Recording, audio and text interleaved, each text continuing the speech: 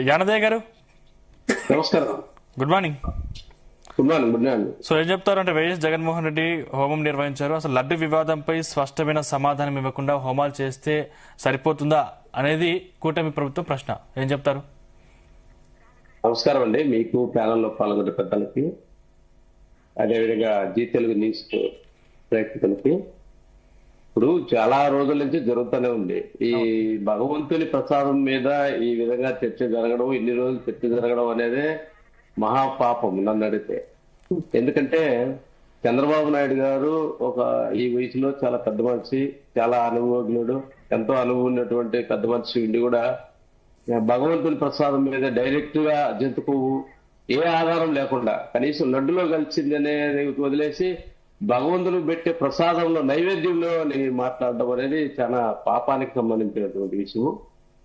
మరి దానికి జరిగిన కారణాలన్నీ కూడా ఆయన ముఖ్యమంత్రిగా ఉన్నప్పుడు వచ్చినటువంటి 4 ట్యాంకర్లు దాంట్లో ఏదో కల్తీ ఉందని వెనక్కి పంపించారు. తిరిగి మళ్ళా అదే 4 ట్యాంకర్లు తీసుకొచ్చి లడ్డూలు వినియోగించడం వల్లనే ఆ సిట్ ఇచ్చిన రిపోర్ట్ లో కూడా కల్తీ జరిగిందని రావడం జరిగింది. అంతకుముందు కనీసం లడ్డూను తయారైనటువంటి లడ్డూను టెస్ట్ చేయకుండా లడ్డూలో కల్తీ జరిగింది అనేటటువంటి చెప్పడం అనేది, నెయ్యిలో కల్తీ జరిగింది అనేది కింద తిరుపతిలో ఒక ల్యాబ్ ఉంది. ప్రతి నెయ్యి ట్యాంకర్ ని కింద తిరుపతిలో చెక్ చేస్తారు. దాంట్లో ఏమైనా తేడా ఉంటే కింద నుంచి పంపించేస్తారు. లేదు బాగుంటే పైకి పంపించిన తర్వాత కూడా పైన స్టోరేజ్ చేసి యూజ్ చేసేటప్పుడు వాడేటప్పుడు కూడా పైన కూడా ఒక ల్యాబ్ ఉంది.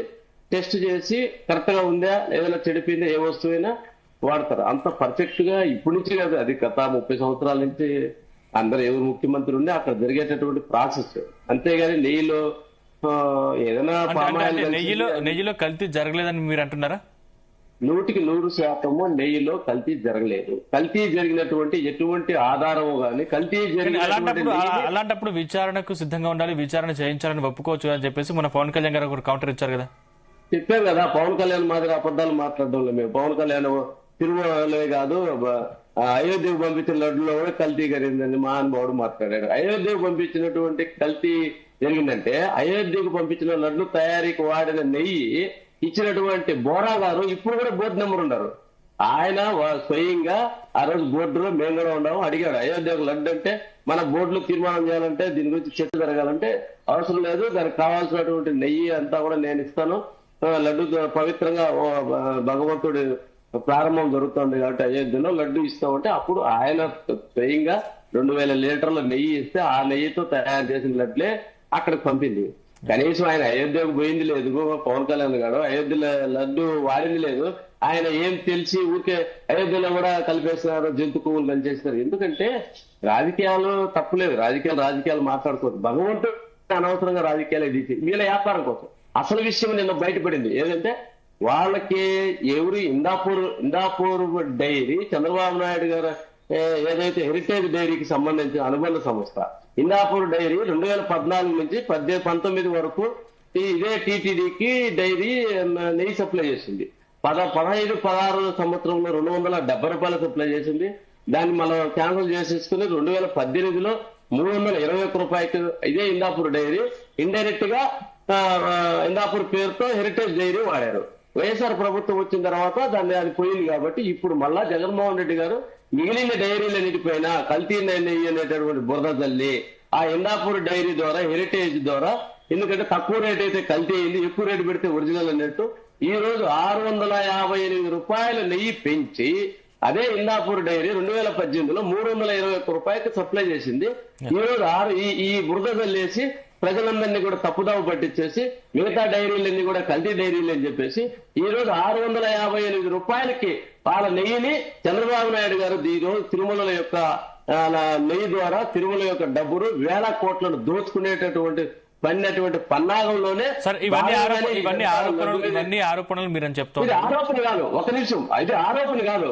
నిన్న అసెంబ్లీలో చంద్రబాబు నాయుడు గారే ఏమన్నారు, ఇందాపూర్ డైరీకి మాకు మా హెరిటేజ్ కి సంబంధం ఉంది అన్నారు. ముందు ఏమన్నారు, ఫస్ట్ ఏమని చెప్పారు, అది మాకు మ్యానుఫ్యాక్చరింగ్ అన్నారు. తర్వాత 3 రోజుల్లో కో మ్యానుఫ్యాక్చరింగ్ అయిపోయింది. అదే ఈ రోజు టీటీడీ బోర్డు మెంబరు శాసనసభ్యులు ఎమ్మెల్యేగా ఉన్నటువంటి జ్యోతుల నెహ్రూ గారు నేను ఏం మాట్లాడారు, మాకు ఇందాపూర్ డైరీకి ఈ హెరిటేజ్ కి సంబంధం ఉండేది తెలీదు, తెలియదు కాబట్టి ఇందాపూర్ డైరీకి మేము 658 రూపాయలతో 6.5 లక్షల లీటర్ల సప్లైకి మేము ఆర్డర్ ఇచ్చింది నిజమే అని వాళ్ళ శాసనసభ్యులు టీటీడీ బోర్డు మెంబరే చెప్పారు. మరి 321 రూపాయలకి మీరు సప్లై చేసినప్పుడు అది కల్తీనయ్యా, ఈరోజు 658 రూపాయలకి సప్లై చేస్తే ఒరిజినల్ అయ్యిందా? బయట 550 రూపాయలకు మార్కెట్ లో వాళ్ళ నెయ్యి దొరుకుతుంది, నిందాపూర్ నెయ్యి. అది ప్రజలకి కల్తీ నెయ్యి ఇస్తున్నారన్న వాళ్ళకే అసలు క్లారిటీ లేదు. కేవలం తన ధన దాహంతో మిగిలిన డైరీల పైన బురద వేసే దానికోసము అది తీసుకొచ్చి వైఎస్ఆర్ కాంగ్రెస్ పైన బురద చల్లాలి, మా పైన. నీ హయాంలో మీరు ముఖ్యమంత్రిగా ఉన్నప్పుడు కల్తీ అని జరిగినటువంటి తేడా ఉందని పంపించినట్టు 4 లీటర్లు మళ్ళా 4 ట్యాంకర్లు. బురదాన్ మీరు అంటున్నారు, నిజంగా బురదాన్ అయితే అంటే మీ పార్టీ నాయకులు ఎందుకు తిప్పికెట్టలేకపోతున్నారు?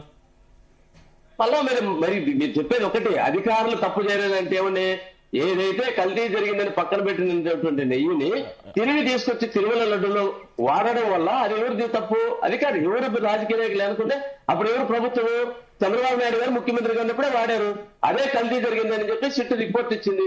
మరి మీ హయాంలోనే ఎనికి పంపించి మీ హయాంలోనే వాడరు, మీ హయాంలో వాడే నెయ్యి కల్తీ జరిగినప్పుడు తప్పు ఎవరిది? మీది. కానీ వైఎస్ఆర్ ప్రభుత్వం సంబంధించినప్పుడు ఉన్నటువంటి లడ్డూలు ఒక లడ్డూలోనే టెస్ట్ చేశారా?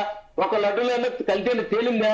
మరి ఏ విధంగా కేవలం చంద్రబాబు నాయుడు గారు ఏదో విధంగా వైఎస్ఆర్ కాంగ్రెస్ బురద వచ్చి ఈ రోజు వివి సుబ్బారెడ్డి గారినో లేదంటే కరుణాకర్ రెడ్డి గారినో కేసులు ఇరికిచ్చి అరెస్ట్ చేసి ఈ నీళ్ళన్ని కల్తీ అని చెప్పేసి తక్కువ రేటుకు వద్దని చెప్పేసి ఆయన హెరిటేజ్ ద్వారా ఇందాపూర్ డైరీ ద్వారా 1000 కోట్లు దోచుకునేదానికి చేసినటువంటి పన్నాగాన్ని అదంతా నిన్న అసెంబ్లీలో బయటపడింది.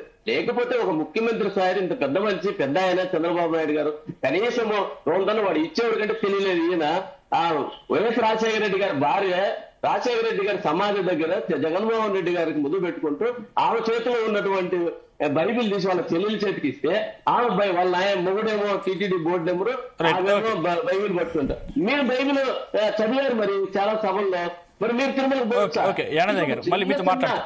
చిన్న విషయాల పైన దేవుడిని అనవసరంగా లాగి ఎవరైనా ఏ పార్టీ అయినా కానీ ఇప్పుడు సిబిఐ సిట్ ఇచ్చింది, రిపోర్ట్ ఇచ్చింది.